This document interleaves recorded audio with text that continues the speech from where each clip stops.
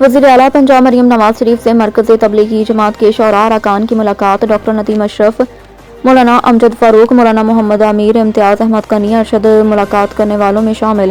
وزیر اعلیٰ مریم نواز شریف نے رائے بینڈ اجتماع کے لیے تمام ممکنہ سہولتوں کو فراہم کرنے اور بہترین انتظامات کی ہدایت جاری کر دی۔ D C, C C P O, D I جی اور سی ٹی او کو خود رائے بینڈ جانے کی بھی ہدایت دی۔ تبلیغی جماعت وفد نے وزیر اعلیٰ کی عوامی خدمات کو سراہا اور ان کی کامیابی کے لیے خصوصی دعائیں کیں۔